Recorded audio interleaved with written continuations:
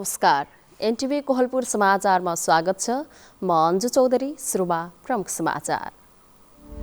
नेपालमा कोरोनाको संक्रमणबाट मृत्यु हुनेको संख्या 1070 पुग्यो। आज पनि 18 जनाको मृत्यु, 2909 जना संक्रमितहरू थपिए। कञ्चनपुरको मजगाउँ विमानस्थलको पूर्वाधार निर्माणका लागि बजेटको खोजी, खर्च बेहोर्न प्रदेश र स्थानीय सरकार सकारात्मक। अमेरिकामा भएको राष्ट्रपति चुनावमा बाइडेनको अग्रता कायमै, मतगणना रोक्न ट्रम्पले दिएको जुरी संघीय अदालतद्वारा खारेज। र नेपाली राष्ट्रिय क्रिकेट टोलीको प्रशिक्षण मङ्सिरको दोस्रो सातादेखि सुरु हुने, 8 महिनापछि खेलाडीहरू अभ्यासमा फर्किँदै।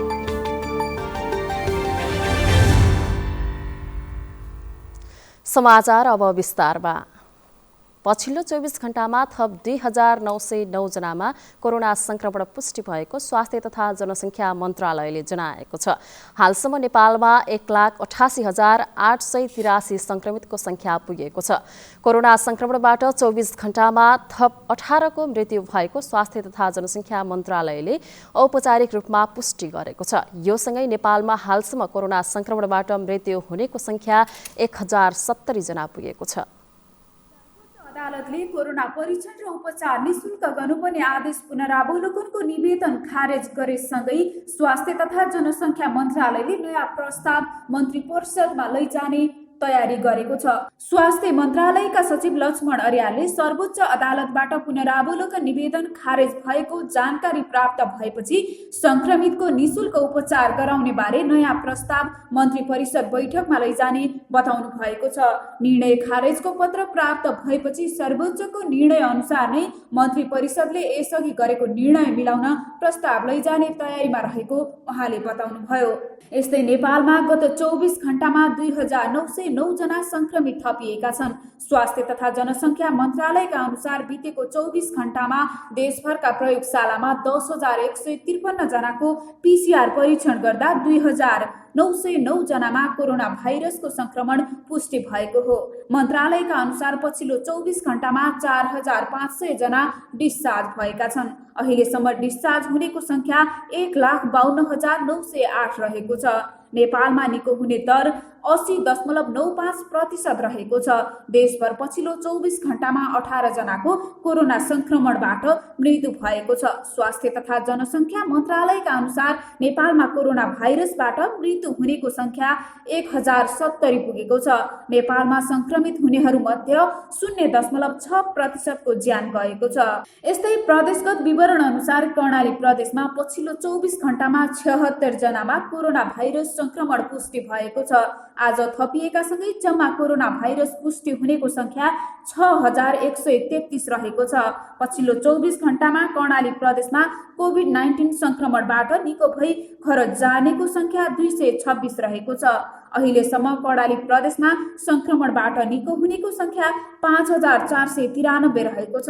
प्रदेशमा कोभिड-19 पुष्टि भएका मध्ये मृत्यु हुनेको संख्या 16 छ। दुर्गा भट्ट, एनटिभी कोहलपुर। कोरोना संक्रमितको उपचार निशुल्क गर्नु भन्ने परमादेश पुनरावलोकन गर्न परेको निवेदन सर्वोच्च अदालतले अस्वीकृत गरेसँगै सरकारले निर्णय सच्याउँदैछ। आज हामीले दैलेखका नागरिकलाई कोभिड-19 को उपचार फेरि निशुल्क हुने व्यवस्था तपाईलाई कस्तो लागेको छ भनी सोधेका छौँ। हेरौँ उनीहरूको भनाइ आजको आवाजमा।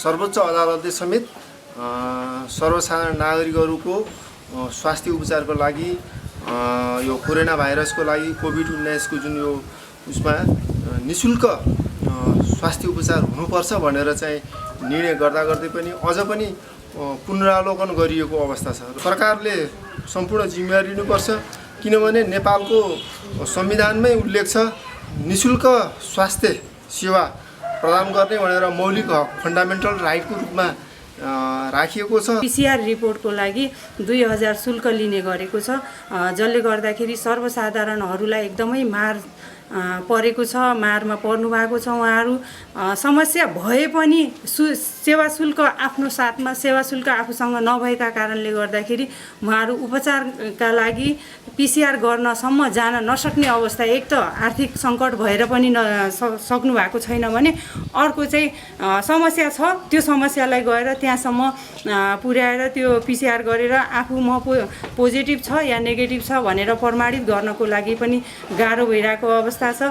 सर्वोच्च अदालतले पनि निःशुल्क उपचार गर्ने भनेर एउटा निर्णय गरिदिएको छ।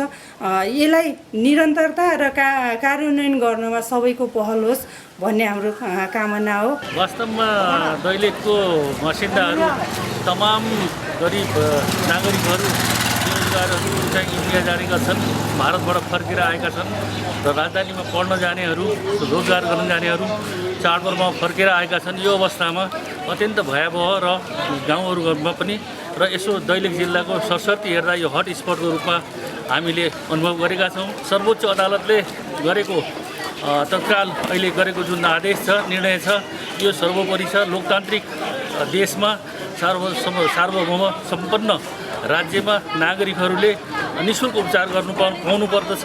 श्रम गर्न नपाएको अवस्थामा, उपचार खर्च जुटाउन गाह्रो भएको अवस्थामा राज्यले निःशुल्क रूपमा नै सेवा प्रदान गर्नुपर्दछ। बिहान बेलुका छाक टार्न गाह्रो भइराखेका मानिसहरूलाई पनि चेक जाँच शुल्क लिने काम एकदमै गलत थियो। नेपाली जनताको पूर्ण रूपमा चाहिँ निःशुल्क चेक जाँच हुनुपर्छ भन्ने विषय जुन सर्वोच्चको आदेश भएको छ, यो हामी नेपाली जनताको हितमा छ, यो स्वागतयोग्य छ। समुदायमा भइरहेका हुने खानेहरूले मात्रै 2000 तिरेर पिसिआर जाँच गरेर सुरक्षित हुने अवस्था थियो भने अब यो आदेश जारी भइसकेपछि समुदायका भएका पिछडिएका महिला, दलित, विपन्न, पछाडि परेका सम्पूर्ण वर्गहरूले आफूलाई रोग लागेको शङ्का लाग्न बित्तिकै गएर निःशुल्क पिसिआर जाँच गरेर उहाँहरू सुरक्षित हुनुहुनेछ र हाम्रो समाज सुरक्षित रहनेछ भन्ने चाहिँ एकदमै धेरै हामीले अहिले सम्पूर्ण समुदायमा आशा पलाएको छ।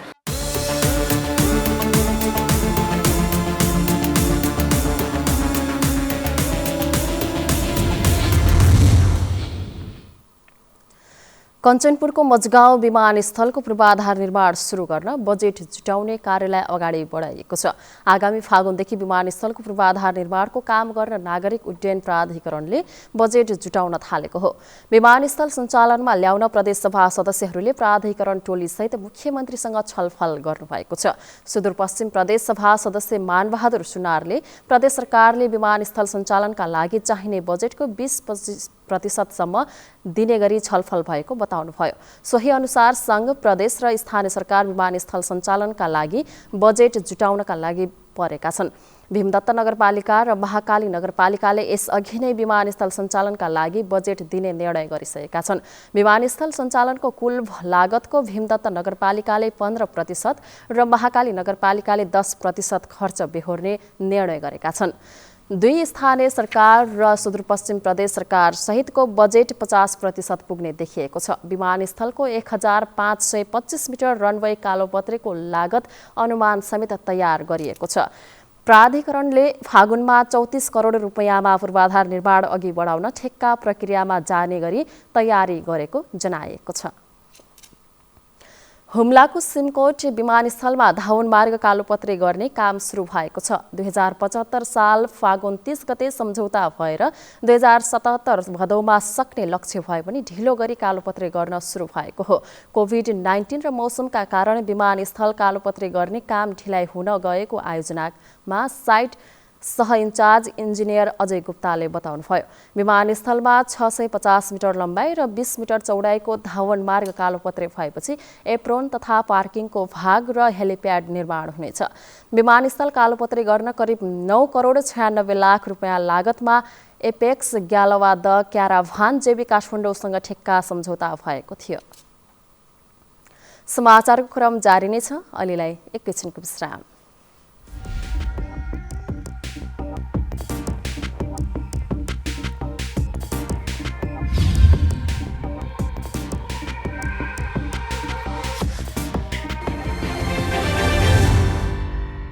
लामो समयसम्म हामी बन्दाबन्दी वा चाहिँ निषेधाज्ञा लागू गरेर चाहिँ सङ्क्रमण दरलाई नियन्त्रण गर्ने बाटोमा अगाडि बढ्न सक्ने अवस्था रहँदैन। आवश्यकता अनुसार हामी एरिया बन्दी गरेर चाहिँ ट्रेसिङको काम अगाडि बढाउनेछौँ। अन्यथा हामी आर्थिक क्रियाकलाप सँगसँगै महामारी विरुद्धको लडाइँ अगाडि बढाउनु पर्नेछ। त्यस अर्थमा सम्पूर्ण दाजुभाइ दिदीबहिनीहरूले सकेसम्म चाहिँ आवश्यकताभन्दा बढी गतिविधि मुभमेन्टहरू नगर्नका लागि म अनुरोध गर्न चाहन्छु। घर बाहिर निक्लनु पर्दाखेरि अनिवार्य रूपमा स्वास्थ्य सुरक्षा मापदण्ड प्रयोग गर्ने, मास्क लगाउने र कुनै पनि वस्तुलाई छोइसकेपछि, सार्वजनिक स्थानका वस्तुहरूलाई छोइसकेपछि सेनिटाइज गर्ने वा चाहिँ साबुन पानीले हात धुने जस्ता मापदण्डहरू प्रयोग गर्ने र एक अर्को व्यक्तिबाट चाहिँ निश्चित दूरी बनाएर चाहिँ संवाद गर्ने खालको तरिका प्रयोग गर्यो भने यो महामारी विरुद्ध हामी आफूलाई सुरक्षित गर्न सक्छौँ।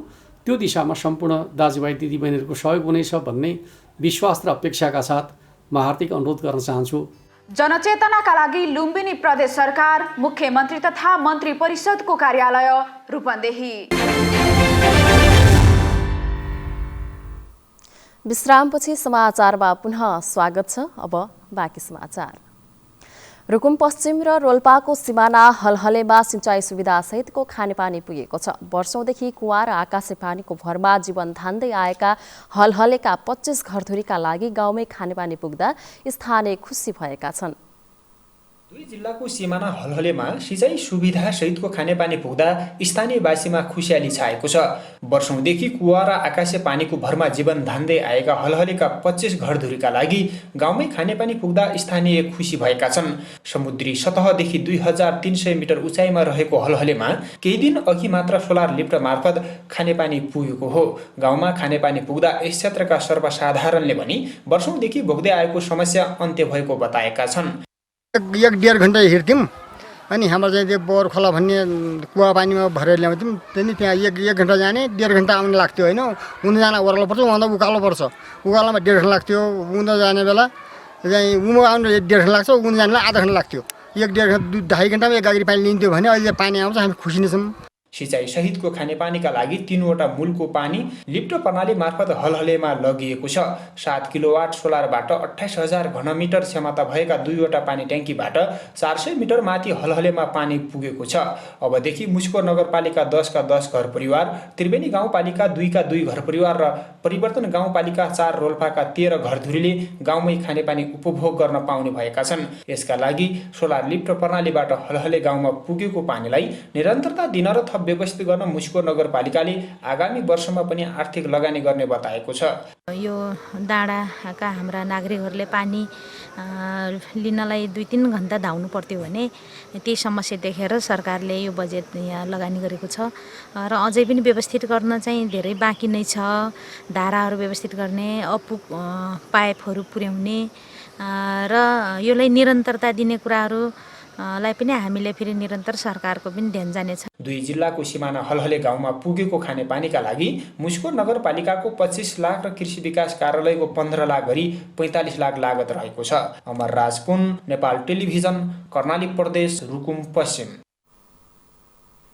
गुल्मीमा चालु आर्थिक वर्षको पछिल्लो 3 महिनामा 1000 बढी सवारी साधनहरू कारबाहीमा परेका छन्।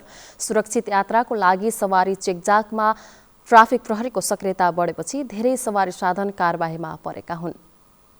गुल्मी जिल्लामा चालु आर्थिक वर्षको 3 महिनामा 1291 सवारी साधन कारबाहीमा परेका छन्। नियम विपरीत सञ्चालित सवारी साधनहरू कारबाहीमा परेका हुन्। कारबाहीबाट 9,75,000 जरिमाना असुल भएको जिल्ला ट्राफिक कार्यालय गुल्मीले जनाएको छ। कोरोनाका कारण सरकारले लागू गरेका स्वास्थ्य मापदण्ड विपरीत चलेका सवारी साधन सीट क्षमता भन्दा बढी यात्रु बोकेर यात्रा गराउने सवारी साधनलाई कारबाही गरिएको थियो। त्यस्तै सवारी साधन अनुमति पत्र नलिई सवारी चलाउने तथा नियम विपरीत चल्ने सवारी साधनलाई कारबाही गर्दा उक्त राजस्व संकलन भएको जिल्ला ट्राफिक कार्यालय गुल्मीका प्रमुख प्रहरी सहायक निरीक्षक जगन्नाथ पाण्डेले जानकारी दिनुभयो। यो आर्थिक वर्ष लागू भएदेखि 077-78 लागू भइसकेपछि 3 महिनामा 9,75,000 रुपियाँ राजस्व सङ्कलन गरेको छ। दैनिक चेकिङ जाँचहरू कडा गर्दै गइरहेको छ र बजार व्यवस्थापनमा सुधार गरिएको छ। कारबाहीमा पर्ने गाडीहरूमा ठुला ट्रकदेखि मोटरसाइकल र स्कुटरसम्म छन्। साउन महिनामा 241 सवारी कारबाहीबाट रु 2,75,500, भदौ महिनामा 450 सवारी कारबाहीबाट 2,79,000 र असोज महिनामा सबैभन्दा धेरै 600 सवारी कारबाहीबाट 4,23,500 राजस्व सङ्कलन भएको हो। जिल्लामा सवारी कारबाहीको दर बिस्तारै बढ्दै गएको छ। बढी सवारी कारबाहीमा परेपछि धेरै राजस्व सङ्कलन भएको छ। जिल्ला ट्राफिक कार्यालयसँगै जिल्ला प्रहरी कार्यालय सहितको सक्रियतामा मन परी भाडा लिने सवारी र बढी यात्रु बोकेर यात्रा गराउने सवारीलाई प्रहरीले नियन्त्रणमा लिएर कारबाही गरेको हो। एउटै सवारी साधन बारम्बार कारबाहीमा पर्दा कारबाहीको संख्या धेरै भएको हो। अनिल खत्री, नेपाल टेलिभिजन, लुम्बिनी प्रदेश, गुल्मी। बुद्धको क्रीडा स्थल प्राचीन तिलौराकोट दरबारमा घुम्न आउने फरक फरक देशका पर्यटकलाई उनीहरूकै भाषामा बोलेर पर्यटकीय स्थलको बारेमा जानकारी दिन सक्ने क्षमता भएका 13 वर्षीय राहुल सहानी बेपत्ता भएका छन्। कपिलवस्तु नगरपालिका 6 तिलौरी घर भएका सहानी गत कार्तिक 17 गतेदेखि बेपत्ता भएका हुन्। बुद्धको क्रीडा स्थल प्राचीन तिलौराकोट दरबारमा घुम्न आउने पर्यटकलाई उनकै भाषामा बोलेर पर्यटकीय स्थलको बारेमा जानकारी दिन सक्ने सामर्थ्य राख्ने पथ प्रदर्शक टुरिस्ट गाइडको रूपमा काम गर्दै आएका 13 वर्षीय राहुल सहानी बेपत्ता भएका छन्। कपिलवस्तु नगरपालिका 6 तिलौरी गाउँमा घर भएका सहानी गत कार्तिक 17 गते स्कुल जाने क्रममा बेपत्ता भएका हुन्। विदेशका प्राय सबै जसो भाषा बोल्न सक्ने सहानी कुनै समय सामाजिक सञ्जालमा भाइरल बनेका थिए। 13 वर्षीय उनको यो विलक्षण प्रतिभा देखिएपछि उनको चर्चा ह्वात्तै बढेको थियो। राहुलले तिलौराकोटमा आउने पर्यटकलाई गाइड गर्न थालेको 2.5 वर्ष भएको थियो। उनी 100 भन्दा बढी पत्रकार लगायत विभिन्न उच्च अधिकारीलाई समेत गाइड गरिसकेका छन्। बुद्धले 29 वर्ष बिताएको दरबार नजिकै घर रहेकाले पनि राहुललाई तिलौराकोटको विषयमा सबै कुरा जानकारी थियो। विद्यालयबाट छुट्टी भएपछि उनी तिलौराकोट गेट छिर्थे। त्यहाँ आउने स्वदेशी विदेशी जुनसुकै पर्यटकलाई पनि गाइड गर्थे। तिलौराकोटको पूर्वी द्वारदेखि पश्चिम द्वारसम्मका सबै पुरातात्विक वस्तुहरूको उनलाई ज्ञान छ। पछिल्लो समय बेलायतका दुर्हम विश्वविद्यालय र पुरातत्व विभागले गरेको उत्खनन उनले सबै हेरेको र के भेटिए भन्ने ज्ञान बटुलेका छन्। सहानी गाइड गरेर पैसा कमाउने र आफ्नो विद्यालयको फी आफै तिर्थे। उनको बुवा आमा किसान हुन्। सहानी कहाँ गए केही पत्तो छैन। परिवारले चारैतिर खोजबिन गरे पनि केही नभेटिएपछि प्रहरीलाई जानकारी दिएको हो। उनकी आमाले आफ्नो छोरालाई खोजबिन गर्न सबैसँग आग्रह समेत गर्नु भएको छ। बच्चे नहीं मिले, 4 दिन से चूल्हे की आगी बुता गई है। हम लोग के खाना पीना दाना पानी कुछ नहीं सुझा रहा है। हम यही करते हैं कि जहाँ भी हमारा बच्चा सही सलामत चले आए। यता जिल्ला प्रहरी कार्यालय कपिलवस्तुका प्रहरी उपरीक्षक नवराज अधिकारीले सम्पर्क विहीन भएका राहुलको खोजी कार्य जारी रहेको जानकारी दिनुभएको छ। वासुदेव वर्मा, नेपाल टेलिभिजन, लुम्बिनी प्रदेश, कपिलवस्तु। मुगुमा काठका ठेकीहरू लोप हुन थालेका छन्। पछिल्लो समय प्लास्टिक, एल्युमिनियम र स्टिलका भाँडाहरूको सहजै उपलब्ध हुन थालेपछि मुगुमा पुर्खादेखि नै प्रयोग हुँदै आएका काठका ठेकीहरूको प्रयोग हुन छोडेको छ। विकास र परिवर्तनसँगै विभिन्न धातु र प्लास्टिकका सजिला भाँडा बर्तनहरूको प्रयोग बढ्दै जान थालेपछि मुगुका गाउँ बस्तीहरूमा दुध दही राख्न बनाइएका काठका ठेकीहरू लोप हुने अवस्थामा पुगेका छन्। करिब 2 दशक पहिले यहाँका हरेक घरमा गाई भैँसी दुहुने भाँडादेखि दुध सञ्चय गरेर दही बनाउने, मोही पार्ने सम्मको गोरससँग सम्बन्धित सम्पूर्ण कार्यका लागि जताततै देखिने काठका ठेकीहरू अहिले देख्नै मुस्किल हुन थालेको छ। पछिल्लो समय आयातित सस्ता र सजिला एल्युमिनियम र स्टिलका ठेकी सहजै पाइन थालेपछि काठका ठेकी हराउनका साथै ठेका कोरेर गुजारा गर्ने चँदराको पुर्खौली पेसा समेत धराममा परेको छ। काठको ठेकीमा राखेको दही मिठो हुनुका साथै मै घोड्दा घिउ समेत बढी हुने स्थानीय गोठालाहरूको अनुभव छ। अनि सिलबट्टा ठेकाउँदा दही पनि नराम्रो हुँदो, काटा ठेकाउँदा दही राम्रो हुँदो, सिधै असल पाइँदैन नि त क्यार्ने त। विशेष गरेर लाली गुराँसको ठेकामा गोरस अत्यन्तै राम्रो हुने भए पनि राष्ट्रिय फुल भएका कारण रुख काट्न नमिल्ने भएर काठको ठेकी हराउनु अर्को मुख्य कारण मानिन्छ।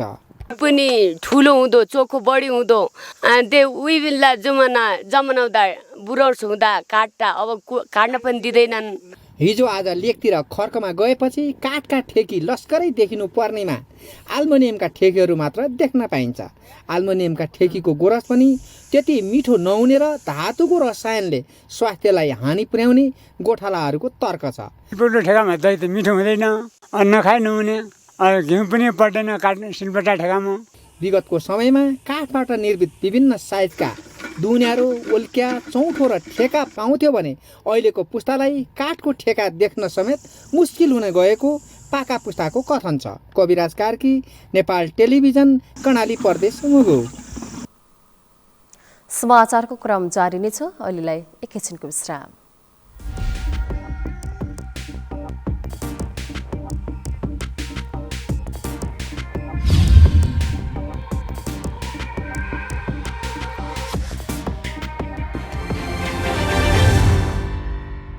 चढ्दा झर्दा एक आपसमा टच नगर्ने, सेनिटाइजरको अनिवार्य प्रयोग गर्ने, मास्कको अनिवार्य प्रयोग गर्ने, निश्चित स्टेसनहरूमा मात्रै यात्रुहरूको खानपिन व्यवस्थापनमा अग्रिम सूचना जारी गर्नुपर्ने, चालक र सहचालकले दूरी कायम भएको स्थिति र त्यहाँ यात्रुहरूलाई यो बारेमा अग्रिम जानकारी, सूचना र यात्राको सम्पूर्ण नोट जारी गरेर कोभिड पछाडिको नयाँ जीवन पद्धति, नयाँ यात्रा पद्धति स्थापित गर्नका निम्ति म सबै यातायात व्यवसायी यात्रुहरूलाई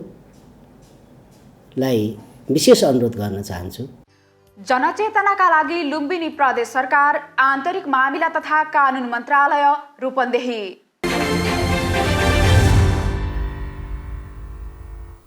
तपाईँ अहिले एनटिभी कोहलपुर हेर्दै हुनुहुन्छ। अब बाँकी समाचार। आन्तरिक राजस्व कार्यालय डडेलधुराले चालु आर्थिक वर्षको 3 महिनामा लक्ष्यभन्दा बढी राजस्व सङ्कलन गरेको छ। डडेलधुरा सहित सुदूरपश्चिमका बैतडी र दार्चुला जिल्लामा समेत कार्यक्षेत्र रहेको आन्तरिक राजस्व कार्यालय डडेलधुराले चालु आर्थिक वर्षको 3 महिनामा 10 करोड 94 लाख राजस्व सङ्कलन गरेको हो। आन्तरिक राजस्व कार्यालय डडेलधुरालाई चालु आर्थिक वर्षमा 38 करोड 52 लाख राजस्व सङ्कलनको लक्ष्य दिएको भए पनि चालु आर्थिक वर्षको 3 महिनामा 10 करोड 94 लाख राजस्व सङ्कलन गरेको कार्यालयले जनाएको छ। करदातामा चेतनाको विकास हुँदै गएकाले राजस्व सङ्कलन लक्ष्यभन्दा बढी भएकाले भएको कार्यालयले जनाएको छ। अब अन्तर्राष्ट्रिय समाचार।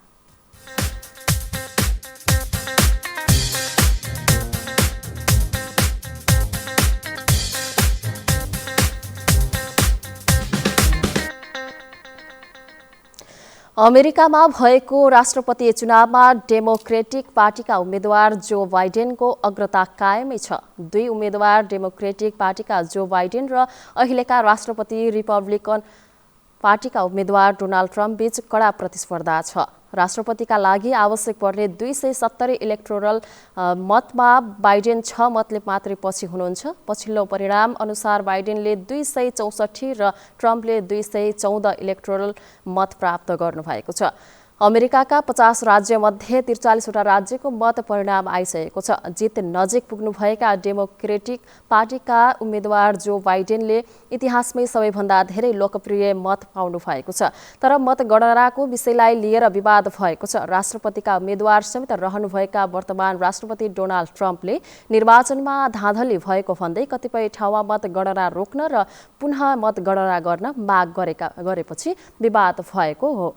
मतगणना रोक्न माग गर्दै संघीय अदालतमा उहाँले दिएको उजुरी अदालतले खारेज गरेको छ। निर्वाचनको मतगणना केन्द्रमा आक्रमण गर्न खोज्ने एकजनालाई हतियारसहित पक्राउ गरिएको प्रहरीले जनाएको छ। अमेरिकाको फिलाडेल्फियामा उनी पक्राउ परेका हुन्। मेक्सिको ग्वाटेमालामा आएको इटा नामको समुद्री आँधीबाट मृत्यु हुनेको संख्या 50 पुगेको छ। ग्वाटेमालाका राष्ट्रपति अलेक्जान्ड्रो जियामाटीले प्रकोपग्रस्त क्षेत्रमा खोज तथा उद्धार कार्यलाई तीव्र बनाएको बताउनु भएको छ। राष्ट्रपति जियामाटीले आँधी प्रभावित क्षेत्रबाट अझै 1500 भन्दा बढी व्यक्तिलाई तत्काल उद्धार गर्नुपर्ने अवस्था रहेको जनाउँदै तर यी क्षेत्रमा नदीको बहाव र सतह बढेकाले उद्धारमा कठिनाई भइरहेको बताउनुभयो। जलवायु प्रक्षेपणहरूले ग्वाटेमालामा आगामी 48 घण्टामा भारी वर्षा हुने जनाएका छन्। देशका 9वटा सरकारी निकायहरूले यसअघि नै आपतकाल घोषणा गरिसकेका छन्। इटा नामको समुद्री आँधी हाल होन्डुरसतर्फ अघि बढ्दै क्यारिबियन क्षेत्रतर्फ लागेको छ। अब आर्थिक समाचार।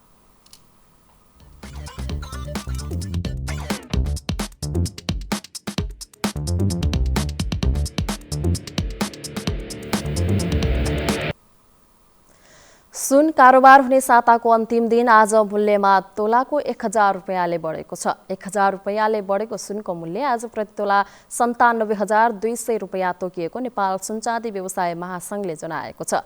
सुनको मूल्य हिजो प्रति तोला 96,200 रुपैयाँमा कारोबार भएको थियो। चाँदीको मूल्य पनि आज एकै दिन तोलामा 45 रुपैयाँ बढेर तोलाको 1255 रुपैयाँ निर्धारण गरिएको नेपाल सुनचाँदी व्यवसाय महासंघले जनाएको छ। अब खेलकुद।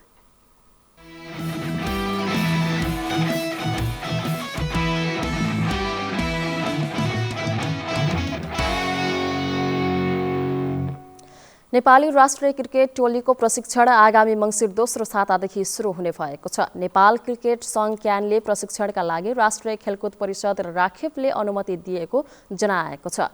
राखेपबाट प्रशिक्षणको अनुमति पाएपछि छठ पर्वको लगत्तै प्रशिक्षण सुरु हुने क्यानका अध्यक्ष चतुरबहादुर चन्दले जानकारी दिनुभयो। अनुमति पाएपछि क्यानले प्रशिक्षणको तयारी थालेको उहाँले उल्लेख गर्नुभयो। कोरोना भाइरसको महामारीका कारण गत चैत्रदेखि क्रिकेट खेलाडी प्रशिक्षणविहीन अवस्थामा छन्। 8 महिनापछि खेलाडी सामूहिक अभ्यासमा जुट्नेछन्। कोरोना महामारी बढ्दै गएपछि प्रशिक्षण स्थगन गर्नु परेको थियो। प्रशिक्षणका लागि क्यानको 24 भन्दा बढी खेलाडीलाई तयारी अवस्थामा रहन निर्देशन दिएको छ। अब मौसम।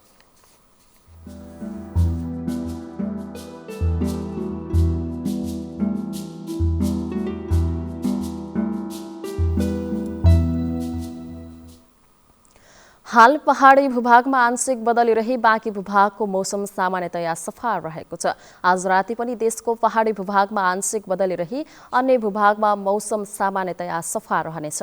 अब मौसम सम्बन्धी थप विवरण।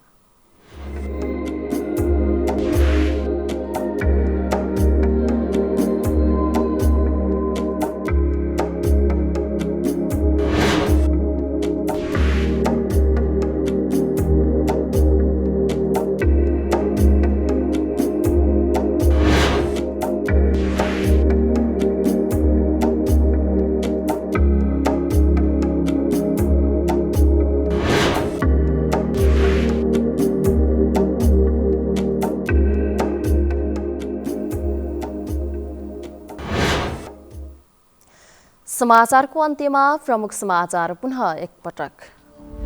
नेपालमा कोरोनाको संक्रमणबाट मृत्यु हुनेको संख्या 1070 पुग्यो। आज पनि 18 जनाको मृत्यु, थप 2909 जना संक्रमित थपिए।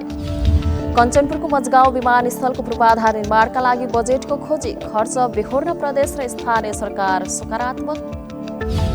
अमेरिकामा भएको राष्ट्रपति चुनावमा बाइडेनको अग्रता कायमै, मतगणना रोक्न ट्रम्पले दिएको उजुरी संघीय अदालतद्वारा खारेज। र नेपाली राष्ट्रिय क्रिकेट टोलीको प्रशिक्षण मङ्सिरको 2 सातादेखि सुरु हुने, 8 महिनापछि खेलाडीहरू अभ्यासमा फर्किँदै।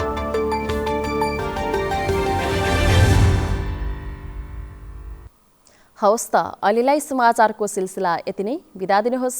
नमस्कार।